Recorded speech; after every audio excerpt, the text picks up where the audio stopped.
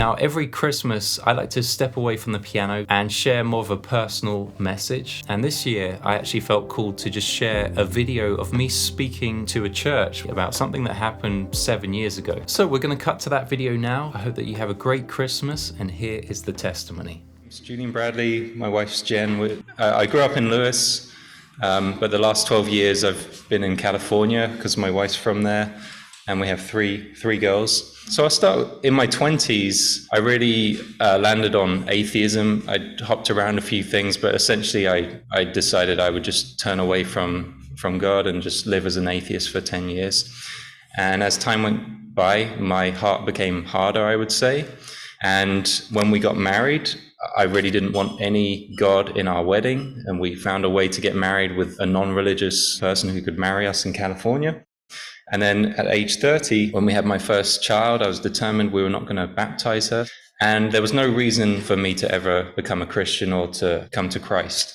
However, at age 30, about 3 months after our child was born, one night, I would just say the fear of the Lord just came upon me. And it was out of the blue. I just felt I could see things the way God sees it. I could see my sin.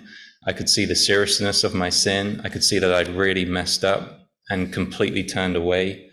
Suddenly my atheism seemed like a really ignorant thing that I knew better inside. And I really felt the conviction of my sin. I just knew that hell was real, that it was serious, that this was nothing to mess around with. And I just felt the fear of the Lord. And the Bible says that the fear of the Lord is the beginning of wisdom. Jesus commands us to fear God.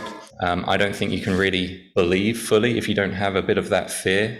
So I went through this for 2 weeks. It was all I could think about. It was the first thing I thought about when I woke up in the morning. It would just hit me. Hell is real. I have sinned. There's nothing I can do to undo that sin. There's a record of it. And it would just hit me all through the day, like just constantly. When I went to bed, I'd wake up in the night. And with that, I realized that it was all about Jesus and the cross. And that was the only solution God had provided for redemption. There wasn't, 17 different ways for me to get to heaven. It was one way that he gave me. And this went on for 2 weeks. I didn't tell anyone. I didn't tell my parents, didn't tell my wife. And after 2 weeks, I eventually got down on my knees in private and just started confessing my sins. And when I did that, the Holy Spirit came and just guided me through each sin that he needed me to repent of. He just brought things to mind. Some of them were from high school, things that I thought I'd forgotten about. He would just bring one thing at a time to mind. And I just sincerely repented of it. And then at that point, I felt that the Holy Spirit say, it's done, it's finished. After 5 years, there came a second milestone, which was where I felt that the Lord was really telling me it's time to give him everything. I could feel that the Lord was asking me to lay down my life and give him everything. And I kept saying, I will, but not just yet. I will, but not just yet. And this went on for about 4 months, I would say. And eventually I came out of a church service where they were talking about just that thing of complete submission to God. And I knew that it was time to do it. So I went out to my car on my own. And I thought I was just going to say, God, I give you everything, and just going to drive home. Well, I got in the car and I went to say the words, God, I give you, and I couldn't finish it. And I just felt this super deep stirring, like in the deepest depths of my being, in my heart. And I just started crying from a really deep place. And I felt, specifically around my heart, I felt these 4 elastic ties to my heart. I just felt them snap off. 1, 2, 3, 4. And then I saw a vision. I had my eyes closed, and I just saw my heart in my hand, and I was just giving it to God. And as I'm seeing that, I hear the Holy Spirit speak super loudly to me, and he says, I'm not here to take anything from you. I just want your whole heart.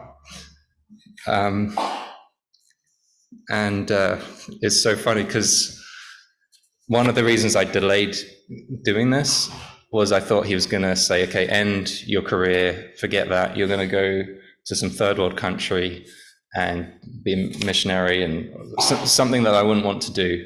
The Holy Spirit said back to me, if I wanted you to go to that third world country, I would have put that desire in your heart.